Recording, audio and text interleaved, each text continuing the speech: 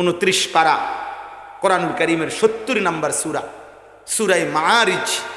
এই সূরার মধ্যে আল্লাহ কিয়ামতের দৃশ্য তুলে ধরে বলছে, কিয়ামতের হাসরের ময়দানে একেবারে ঘনিষ্ঠ বন্ধু হামিম। হামিম মানে হলো ঘনিষ্ঠ বন্ধু, কলজার টুকরা বন্ধু। 40 বছরের বন্ধুত্ব, 30 বছরের বন্ধুত্ব, ক্লোজ ফ্রেন্ড।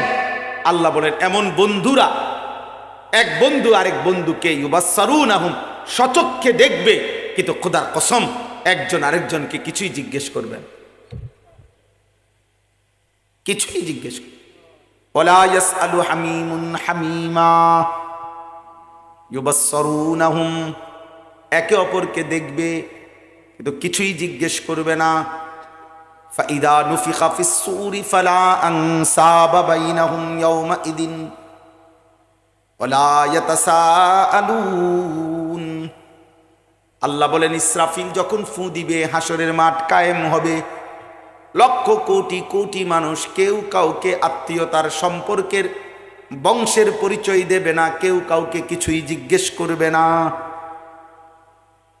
ওয়ালাউ তারা ইদিল মুজরিমুনা নাকিসু রুউসিহিম ইনদা রাব্বিহিম রব্বানা আবসারনা ওয়া সামি'না ফারজি'না না'মাল সালিহান ইন্না মুকিনুন। আল্লাহ বলে বন্ধু আপনি নিজ চোখে দেখবেন হাসরের ময়দানে কোটি কোটি নাফরমান লজ্জায় আর অপমানে, জিল্লতি আর লাঞ্ছনায় মাথাটা আমি আল্লাহর সামনে নুয়ে থাকবে। নাকিসু রুউসিহিম, মাথা নুয়ে ফেলবে আমি আল্লাহর সামনে, মাথাটা নুয়ে লজ্জায় অপমানে আমি আল্লাহর কাছে বলবে মাওলা হাসরের ময়দানে আযাবের দৃশ্য আমি নিজ চোখে দেখলাম, নিজ কানে শুনলাম, আমি বিশ্বাসও করলাম। একটা বারের জন্য আমারে দুনিয়ায় ফেরত দেন, আমি যদি এই ময়দান থেকে আবার দুনিয়ায় যেতে পারি আমি নেক আমল করব। উনি অন গিয়া এনতে গিয়া করব, হেবরাউন ভালো হয়েছে। হাসরের ময়দান থেকে উনি গিয়া এলাকাত গিয়া জামাতে নামাজ পড়ব। আপনি মানুষ কই পাইবেন? ইমাম সাহেব কই? ইমাম সাহেব তো হাসরের মাঠে, বাকি মুসল্লি আপনি পাইবেন কই? ওরা না সব মরে গেছে। কি তার মানে এই আবেদনের তখন কোনো 2 পয়সার মূল্য থাকবে? বলে না ভাই? ওয়ালাউ শি'না লাআতাইনা কুল্লা নাফসিন হুদাহা ওয়ালাকিন হাক্কাল কওলু মিন্নি। আমার যে সুর নাই, সুরওয়ালা আছে, কইবেন ইনশাআল্লাহ, আমি যে টান দিয়ে কইতারি না। ওয়ালাউ শি'না লাআতাইনা কুল্লা নাফসিন হুদাহা। আল্লাহ বলে না বান্দা, আজকে জাহান্নামের দৃশ্য আর হাসরের ময়দানের দৃশ্য দেখাইবার পরে আমি যদি সেজদা নিতে চাইতাম তাইলে তো এটা ইচ্ছে করলে আমি দুনিয়ায় থাকতো তোমার এক নজর দেখাইতে পারতাম। আমি তো চাইলে সেদিনও তোমারে দিয়া আমার পথে পরিচালিত করতে পারতাম, এই জাহান্নাম এই হাসরের ময়দান দেখাইয়া। পারতো না? কথা বলে না? আল্লাহ আমাদেরকে মাফ করে দেন। এই জন্য দুস্থ প্রত্যেকটা পাপী, গুনাহ, নাফরমানি, আমি যেন আল্লাহকে গুনাহের মাধ্যমে আল্লাহর কাছে যেন আমি বলছি যে আমি আপনাকে পরোয়া করি না, আপনি ইচ্ছে করলে আযাব দিতে পারেন। আল্লাহ তাআলা বলে বান্দা দিতে তো পারি আসলে, কিন্তু আমি যে একটা নির্ধারিত দিন ঠিক করছিলাম হাসরের দিন, এই জন্য এখন দিচ্ছি না। নাইলে নগদ লাথি আমার ফেরেশতা দামাদাম লাথি দিয়া লাইলে হ্যাঁ তার না বুঝতা। আমি তো নগদ শাস্তি দেব এটা সিদ্ধান্ত নেই নাই। ইন্না ইয়াউমাল ফাসলি কানা মিকাতা, আমি তো একটা পার্থক্যের দিন কি করেছি? নির্ধারণ করেছি, নির্ধারণ করে রেখেছি। বাল্লাহুম মাওঈদ, আল্লাহ বলে বরং আমি নাফরমানদের জন্য শাস্তির দিন ওয়াদা করে রেখেছি, নির্ধারিত রেখেছি, একটা সময় আমি নির্ধারণ করেছি। এই জন্য নগদ দিচ্ছি না, নয়তো আমি আল্লাহ চাইলে নগদ শাস্তি দিতে সক্ষম। কথা বলে না? আল্লাহ সক্ষম। তোমরা যারা ছেলেরা নামাজ পড়ো না, বলো আব্বা আল্লাহ তাআলা তোমাদের সাথে কুলাবে না? বলে না পারবে না? তাইলে তাহলে কি ভাবছো ভাই? আমার কি করছো আব্বা? মাঝ বয়সী যারা 50, 40, 60 বছর সুদ খান, কিস্তি খান, নেন, বলেন কিসের উপরে হিম্মত করে এত বড় কলিজা হইল আল্লাহর সাথে নাফরমানি করছে? যাদের স্ত্রী বেপর্দা, যাদের ঘরে রঙিন টেলিভিশন চলে, কি বলতে চাচ্ছেন? এই চাচা, যার ঘরে আজকে 30 বছর ধরে রঙিন টেলিভিশনে নর্তকী নাচে, এই নাফরমান, তোমার ঘরে তুমি আর কতদিন পরে গুনাহ বন্ধ করবা?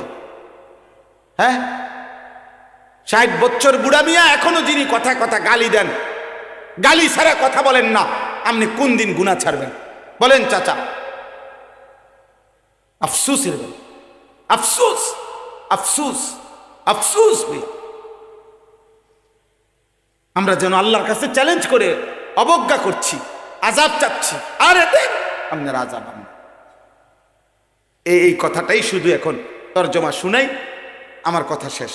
আমার প্রিয় ভাই মাওলানা এখন ইনশাআল্লাহ বয়ান করবেন। রাসূলুল্লাহ সাল্লাল্লাহু আলাইহি ওয়াসাল্লাম মক্কায় যখন কালিমার দাওয়াত দিতেন, তখন প্রতিনিয়ত তিনি বলতেন যে, হে মক্কাবাসী, যদি কালেমা না আনো, ঈমান না আনো, আল্লাহর ইবাদত না করো, তাহলে আল্লাহ দুনিয়াতেও আযাব দিবে, আখিরাতেও আযাব দিবে। আযাবের কথা বলতেন, নবী মনে করাই দিতেন, শোনো তোমরাই বলো, নূহ আলাইহিস সালামের জাতি ধ্বংস হইল কেন? লূত আলাইহিস সালামের জাতি ধ্বংস হইল কেন? শুআয়ব আলাইহিস সালামের জাতি ধ্বংস হলো কেন? সালেহ আলাইহিস সালামের জাতি ধ্বংস হলো কেন? কাউকে তুফান দিয়ে আল্লাহ ধ্বংস করলেন, কাউরে মাটি উল্টাইয়া ধ্বংস করে দিলেন, পাথরের বৃষ্টি বর্ষণ করে ধ্বংস করে দিলেন, ফেরেশতার বিকট চিৎকার দিয়ে ধ্বংস করে দিলেন, ফেরাউন, নমরুদ, সাদ্দাত, কারুনকে আল্লাহ ধ্বংস করে দিলেন। নবীজি বলতেন, বলো তো এর কারণ কি ছিল? কারণ তো একটাই, আল্লাহর নাফরমানি। নাকি কথা বলে না? কারণ কি? আল্লাহর নাফরমানি, আল্লাহর নাফরমানি। তো পাপের কারণে যুগে যুগে আল্লাহ তাআলা দুনিয়াতেও আযাব দেয় আল্লাহর নাফরমানিতে, আবার আখিরাতের আযাব, কবরের আযাব সে তো আছেই। এগুলো নবীজি বলতেন। আর মক্কার কাফেররা এগুলা শুনলেই বিদ্রুপ করত, ঠাট্টা করত, হাসি দিত, মজাক করত। ওনার নিজে না পাইরা ওন আল্লাহ দোয়াই দেয়, বুঝেন না? এখন তার নিজে পারে না, আমরার লগে সাথে এখন ওই আল্লাহর ভয় দেখায়, আল্লাহ এই দিব, সেই দিব, আযাব দিব, বুঝেন না? এইভাবে বিদ্রুপ করত। তো একদিন নবীজি এরকম আযাবের কথা বলছে, এ ঠিক ওইখানে এক কাফের সর্দার, নজর ইবনে হারেস, মক্কার কাফের সর্দার, এই বেঈমান নবীজির সামনেই হাত উঠাইছে আসমানের দিকে, মুনাজাতের মতো হাত উঠাইয়া বলতেছে, আল্লাহুম্মা ইন কানা হাদা হুয়াল হাক্ক মিন ইনদিক ফাআমতির আলাইনা হিজারাতাম মিনাস সামা আবিতিনা বিআযাবিন আলীম। এসে বলছে, হে আল্লাহ, হে আল্লাহ, এ আপনার এই মুহাম্মদ, সে যে বলে আপনি নাকি আমাদেরকে আযাব দিবেন আপনারে না মানলে, তো এই তার কথাটা যদি সত্যই হয়, তো এখন দেখি আপনার কাছে কি আযাব আছে, দেন, এখন আনেন, আনেন, এখন দেন আযাব। ফাআমতির আলাইনা হিজারাতাম মিনাস সামা, আমাদের উপরে আসমান থেকে পাথরের বৃষ্টি বর্ষণ করেন, দেন। অথবা আরো মারাত্মক কি আযাব আছে আপনার চাই, আনেন তো। চিন্তা করছেন কেমন গাদ্দার? আল্লাহর কাছে কি চাচ্ছে? কথা বলে না, আযাব চাচ্ছে, আযাব চাচ্ছে আল্লাহর কাছে। এই তখন আল্লাহ তাআলা কোরআনুল কারীমের এই সূরা মাআরিজ, এই নাফরমানের কথার জবাবে আল্লাহ এই সূরাটি নাজিল করেছে। আল্লাহ তাআলা শোনাচ্ছেন, সাআলা সাইলুম বিআযাবিন ওয়াকি'। আল্লাহ বলে, বন্ধু আপনার সামনে এক নাফরমান সুনিশ্চিত আযাব, যেটা আমি আল্লাহর পক্ষ থেকে আসবে, সেই আযাব এখনই চাচ্ছে। সাআলা মানে কি? আহ্বান করছে। লিল কাফিরিনা লাইসা লাহু দাফি'। আপনি বলেন সমস্ত বেঈমান কাফের নাফরমানদের জন্য এই আযাব আসবেই আসবে। লাইসা লাহু দাফি', আযাব যখন আসবে গোটা কায়নাত একসাথেও তা প্রতিহত করতে পারবে না। পারবে? মিনাল্লাহি দিল মাআরিজ তারুজুল মালাইকাতু ওয়ার রূহু ইলাই। এই আযাব কার পক্ষ থেকে আসবে? আপনি তারে আবার বলেন, আপনি তাকে আবার বলেন, বন্ধু বলেন যে শোনো, এটা কোনো মেম্বার চেয়ারম্যানের শাস্তির ধমকি না, এটা কোনো এমপি মন্ত্রীর শাস্তির ধমকি না, এটা হচ্ছে ওই আল্লাহ জিল মাআরিজ তারুজুল মালাইকাতু ওয়ার রূহু ইলাইহি, সাত আসমানের ঊর্ধ্ব পর্যন্ত, আরশ আজিম সাত তবক জমিনের নিচ পর্যন্ত, এই পুরা কায়নাতের সর্বোচ্চ অধিকারী, একক অধিকারী, একক ক্ষমতাবান, 24 ঘন্টার প্রতি সেকেন্ডে যার আদেশে সমস্ত ফেরেশতা এমনকি জিব্রাইল 1 সেকেন্ডের কম সময়ে সাত আসমানের ঊর্ধ্বে থেকে আল্লাহর হুকুম নিয়ে জমিনে আসে, কিংবা জমিনেরও তলদেশে যায়, আবার সেকেন্ডের মধ্যে সাত আসমানের উপরে উঠতে পারে, যার হুকুমে এরকম সেকেন্ডের মধ্যে কোটি কোটি ফেরেশতা উঠানামা করে, সেই মালিক চাইলে 1 সেকেন্ডে আযাব দিতেও পারে। এইটা আল্লাহ তারুজুল মালাইকাতু ওয়ার রূহু ইলাইহি। তো তুমি বুঝো বেঈমান, তুমি কি আন্দাজ করছো? আল্লাহ তাআলা আযাব দিতে হইলে আগে বিল পাস করতে হইব, উড়াইতে হইব, সবার রায় দিতে হবে, দীর্ঘদিন হিয়ারিং চলবে, মামলার শুনানি হইব, এরপরে অনুমোদন হবে, এরপরে আযাবের আসবাব সামান রেডি করবে, এরপরে আযাব দিবে। এটা নি তুমি এটা 6 মাস 9 মাস কি মনে করছো? তুমি বুঝো আল্লাহ তাআলার ক্ষমতা, যার হুকুমে ফেরেশতা সাত আসমানের ঊর্ধ্ব থেকে আল্লাহর হুকুম নিয়ে জমিনের তলদেশে যায়, জমিনের তলদেশ থেকে উপরে উঠে, এমনকি ওয়ার রূহ জিবরিল তিনি আল্লাহ তাআলার এক এক ওয়াহি পলকের মধ্যে আসমান থেকে নবীজির কাছে পৌঁছায়, নবীজির কাছ থেকে আবার আল্লাহর কাছে ফিরে যায়। হযরত আবু বকর সিদ্দিক রাদিয়াল্লাহু তাআলা আনহুকে মক্কার কাফেররা বলছিল, আবু বকর, এই যে তোমার সাথী বলে এক রাত্রের কিছু সময়ের মধ্যে মক্কা থেকে বাইতুল মুকাদ্দাস, সেখান থেকে সাত আসমান, সেখান থেকে আরশে আজিম, সেখান থেকে আবার মক্কায় ফিরে আসছে রাত্রের কিছু অংশ, এইটাও কি তুমি বিশ্বাস করবা? এইটাও বুঝি একটা কথা। এখান থেকে বাইতুল মুকাদ্দাস যাইতেই মক্কা থেকে 1 মাসের পথ, আর হে কয় কি?